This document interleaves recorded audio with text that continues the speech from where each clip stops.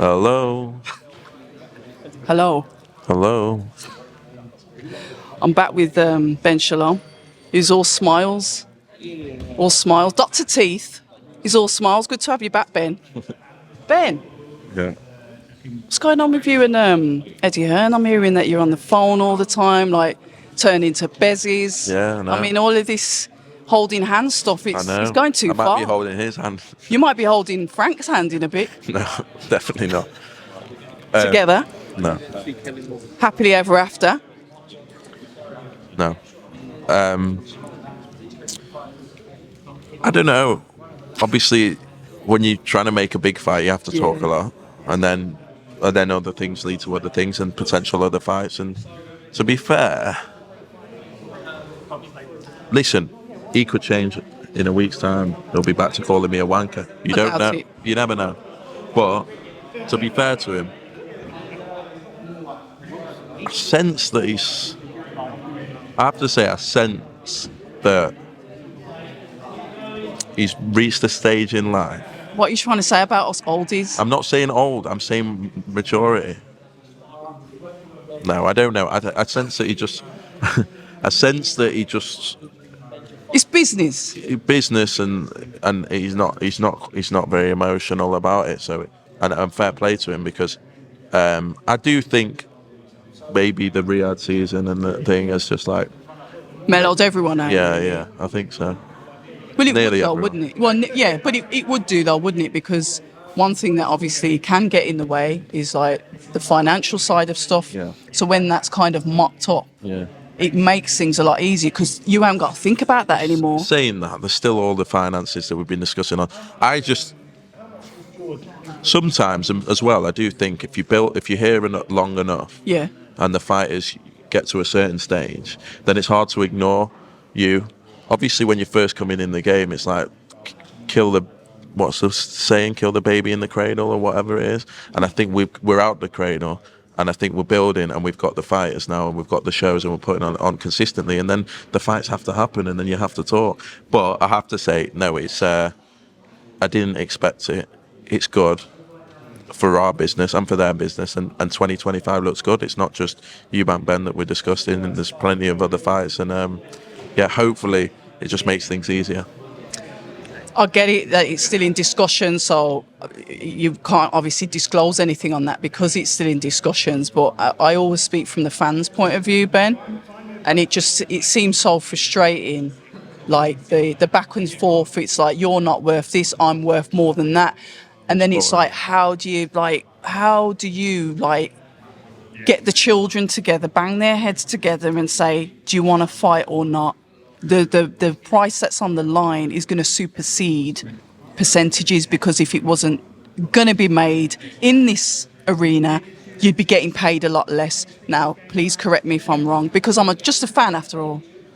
You're definitely right. The problem is fighters aren't normal people, Okay, and they're all to do what they do in fair. Not many people would. So you're gonna have a bit of a screw loose. Okay. And I don't mean that disrespectfully. No, I I mean know. that in a good way. And I Yeah. think ultimately the ego and the bravado and the I will not give an inch in the ring comes out the ring, and that's what you're playing with half the time. And it has been. I didn't think this fight would be difficult to make. It's been harder than I thought. Okay. I remember with Amir Khan and Kell Brook, I knew it was going to be difficult because it had been 10 years and they never fought, and they had the history, and there was bitterness because of they were with the same promoter when they first started, and there was all sorts going on there. This one I thought would be, but because of what's happened with the whole Yep, the history surrounding the fight. and the way the first one went, that's what I mean. Yeah, it's got history, hasn't it? and there's a lot of things that have been said, and there's a lot of anger. There's anger on both sides, and so look, it makes for a great fight. It does. It makes for a compelling occasion, and I do think we're at the home stretch now. And I was just saying to Oscar, it's like the last 100 meters of a It's the marathon, worst. and it's like, can you get through without someone tripping up, someone tripping someone else up, something coming out the woodwork, Out of the blue, yeah. and we can see the end in sight. We'll see. I'm confident. Yeah, and we'll see. And like I said, we can dwell on that because I understand you would have repeated this 7,000 times this morning. But Azim Lipinets with Vidal Riley and Isaac Chamberlain as like a co-support, co-main. Talk to us about this card, Ben, and talk to us about the development of Boxer. And what I will say, and I'll give you credit where it's deserved, you started out the gate quick, 2025, and I like it. And now it's fight after fight after fight, and I'm like, here we go. More to come. What's good is that we now got a stable. The stable's developed, right? So look at Callum Simpson. Yep. He comes out the ring August the 3rd, he demands a big fight. That's a promoter's dream, but he's got to the stage of his career where he wants the big fights. Steed Woodall, bang. That's a good fight, you know. In Sheffield, very, very tough fight. Adam Azim gets out the ring of Bahara Davis. I want a tough fight, man. Give me it. And he's a phenomenal talent. He's a freak. But he's saying, I've done Bahara Davis. Give me something bigger. I need something bigger. Step up. Frazer Lipinets. That gives us another big event. Vidal Riley has been asking for Isaac Chamberlain for a year. Demands it. The fighters are getting to the stage of their career, finally for us, because we've had to start. And we've had fighters that have signed with us that didn't start with us. And that's always different. Yeah. That's always plugging gaps. That's always sometimes putting on shows because your guys aren't ready to headline yet. Okay. Now our guys are ready to headline. Callum's ready to headline. Adam's ready to headline. Vidal's ready to headline. Whittaker, Frazer Clarke, Lauren Price, Caroline Dubois. They're at that stage of their career where it's exciting, where the fans are interested. So yes, we're coming out the block quick. I like it. But the fighters' development are allowing us to do so, if that makes sense. But it's been a learning experience for you, though, hasn't it? Because, like you said, a lot of your fighters, you've like grown them. I'll see you tomorrow. You've grown them. And coming into the game when there's like key promoters already, you've had to literally stand your ground. And I get it, but you've done it, and you're developing the fighters. Yes, there's always going to be criticism. No one's not perfect. But it's what do you learn from it to move forward? What do you learn from it to then like build, cards like these? Exactly, and the dream as a promoter is to have guys. I was going to say something that was going to piss you off. Who's my favourite manager? Billy Nelson.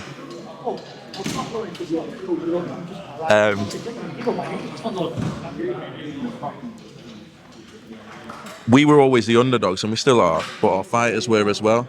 Yeah. So when you've started with them, we've all been through the shit and the this and the that, and we've all had a dream. So to actually be able to put on cards where it's top to bottom that your guys, it's a very different feeling. Yeah. Of course, you want to put on the big shows, and we do put on the big shows, and it's great. But there's nothing like seeing guys that you started with in your office when they hadn't had a professional fight, or just had a couple and weren't really sure, and you knew they were talented and you wanted to, and then seeing them headline and seeing them in events and seeing them sell out and that's special, and that's what we've been working towards for the past 3 years. So it's very satisfying, really satisfying as a promoter. Probably the most satisfying thing is seeing someone achieve their dreams and becoming a different person in front of your eyes, having known where they were at. So yeah, I'm excited, and it's really nice time to see the development. Like I said, I always come in from a fan point of view. So one of the things that I do like to see is activity with the fighters. Yeah. So like when I'm saying, you've come out the gate quick in 2025, it's like, okay, now we're starting to get like the fights. It's like, because sometimes, and I said this to Frank Smith the other day, sometimes I feel that the UK and the fights here, sometimes we're not getting those as much as we used to. Everyone was kind of adjusting to obviously another key figure, which is His Excellency, coming into boxing, and there's been like a shift, and everyone's had to like settle down, find their feet, and still put on shows here, but realise that some of their fighters may be used for shows out on the Riyadh season, because obviously they don't just have cards out in Saudi, they have them globally now. It is an adjustment, and the problem is people forget the promoters are reacting to the market. Correct. And the promoters ultimately are beholden to the broadcaster, or no, it's actually so. You can't put on as many shows as a broadcaster wants, So Riyadh season come in, suddenly maybe DAZN are doing all these big shows in Riyadh season, and suddenly they've got all that to contend with. So even for them, it's like, well, are we going back to Sheffield on Saturday? Are we going that? I don't know. So everyone's adjusting, but the promoters are beholden I ultimately hear to it. what's going on. I want to put a show on every week. Every week. It'd be unbelievable in Britain. And you have the fighters really active. But ultimately, someone's got to pay for it. You know? So that's the reality sometimes. I don't think fans quite understand that. We all want our fighters as active as possible. We'll do anything to do that. Anything. But ultimately, we've got to have the right conditions to be able to do so. But as you said, and you're right to say it, the Riyadh season was a phenomenal injection for the whole industry. But now it's settling down. Everyone's able to get them mojo back and get the consistency back. And that's what His Excellency wants. He said to me, we don't want you to, we don't want you guys To to abandon. go, Yeah. build the fire, Yeah. do it consistently. He doesn't want to do that. He's got a love for the sport. He understands how important that is. And now I think this year is going to be fantastic for that. One thing I will ask you, and I don't know how true it is, and you can nullify it or add any credence to it, is I think Liam Cameron, we spoke about it last time about the rematch, and you were saying, that's the fight to make with Ben Whittaker. And I think Liam Cameron posted something about offer being made, yourself saying, no, we want it on, like you said, you're beholden on a boxer show. And then it was like, well, you better, dip your hands in your pockets, etc. So talk to us about that and where we are with it. Is that true, etc.? It's not like, it feels like I was approached by the manager. Yep. Asking to make an offer. I make an offer. I'm told, no, that's not going to do it. We want X. Okay. I then offer X. I've done my job. That's the number that And they you've asked offered me X for it to be on the boxer show. In April, Ben Whittaker is going to return to the Midlands in a big way. Okay. We'd like it to be Liam Cameron. We asked how much it would cost, and we paid what they asked for. So it's hard. There's a lot of games, and I can't be bothered. Like, I was doing this. Either if you want the fight, fine, it's there, and I don't want to get in a back and forth with Liam Cameron. I respect Liam Cameron. He's obviously being told what he's been told, but we've offered the money that we were asked to make, and it's there if they want it. If not, we move on. So what happens with that then? What causes that kind of breakdown when, like, I said to you, all right, then give us 50 quid and I'll do this, and then you say, all right, here's 50 quid, and I say, well, actually, Yeah, exactly. I want 75. Correct. So you got to ask that other side. So how do you rectify it then? Because we've done what the money that was asked for. Yeah. We felt was substantial. More than what we valued it at. So we've done that as all right, here you go. That's all we can do, and I hope the fight gets made. I can't Do you think it will? I do, because I think I do. Do you think it will be on your platform? I do, because Ben Whittaker's going to fight in April on Sky Sports in the Midlands. They know that, and they've been offered the fight. Frazer Clarke, then what's going to happen with young Frazer? He's back in the gym. Yeah, I've seen him put in April. April again. I can't believe that we're talking about Frazer fighting in April, if I'm honest. But it shows the dedication and the mental capacity that he's got, and he's hungry, motivated. I'm excited because it's either going to make or break him, and we've got even his opponent sorted, I believe. We're just checking it with the trainer, but it's interesting. Interesting. And what do you mean when you say it's interesting, Ben? It's an interesting name. It's an interesting name. Is it? It is. I'm excited. You're not saying this and then it's going to be like anticlimactical when we hear the name? Because you know what us fans are like. We're very fickle, Ben. Look, he's coming back from a brutal knockout. So And it's not Fabio Wardley free. No. We understand that. But it's interesting, and it'll be a nice. Can I guess? Can I try and guess? No, because of my NBC. my reaction. I can't. I've got no poker. I think I might know. No, but I'll speak to you off camera. No, speak to me off camera. Yeah, God, if it's what I'm thinking, I'm smiling in my head. But anyway, moving on. But it's great for him great that he's back. He's a big fan favourite. He does big numbers. He's a gentleman. He's a gentleman. We like him. He's a proper British heavyweight. You know what I mean? And he's people love very it. fan friendly, isn't he? 100%. He is like Fabio Wardley. They're literally opposite sides of the fence, same Of coin. the same coin. Yeah, you are right. But Frazer's just down to earth, humble Yep. human being, very talented fighter, moved very quickly, and now has a point to prove. And it's going to be great to watch his journey. As I say, he's got a lot of support, a lot of fan base behind him, and I'm excited for him to be back in April.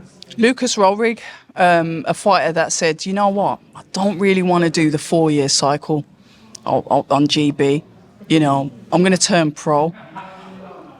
Right time to do it for him because he's going into his second fight. You're welcoming him onto your show as well. I've heard lots of exciting things about him. Do you think it's true that you can spend too long as an amateur, and then it sort of ruins the spice that you could have carried forwards as a professional, because you're almost like, the carrot is the Olympian, the carrot is the medal, and it's like, yeah, you'll get there, you're going to do this, you're going to be worth more money when you come out because you've got a medal or you've got the experience. Do you think that kills some of the fighters, Ben? It's hard to say. Look, you know it's brutal up there, and you know you have to put yourself through a lot, but equally you box every style. You travel the world, you understand your weaknesses, your strengths, and when you sign someone that's been a phenomenal amateur, more than likely they're going to deliver when the going gets tough in the professional ranks. It does happen.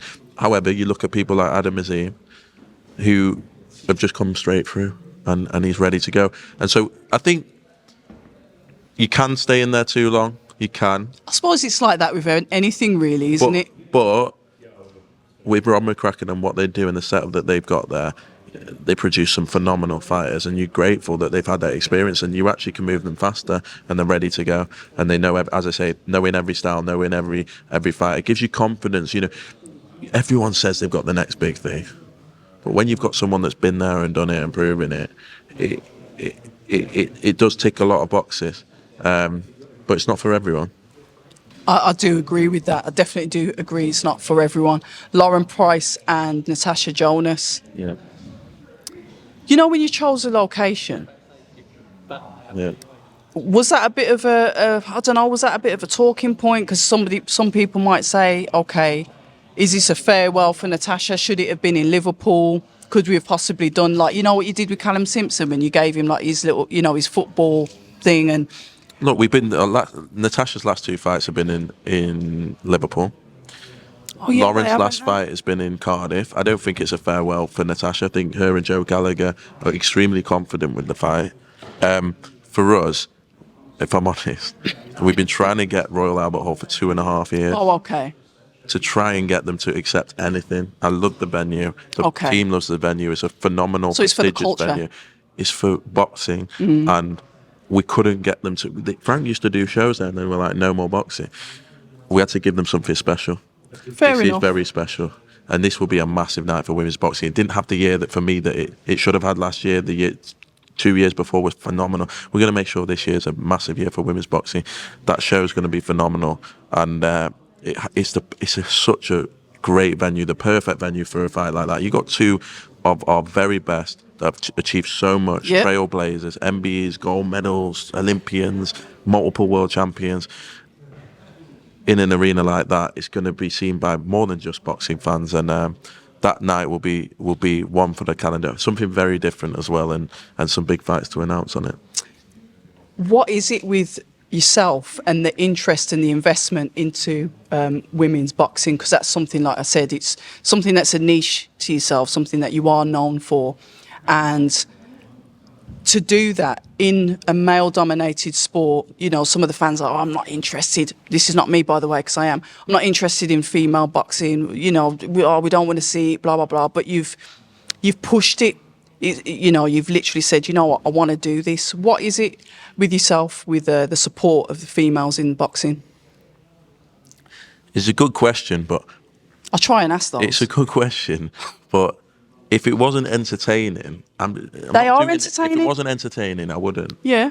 The reality is, it is.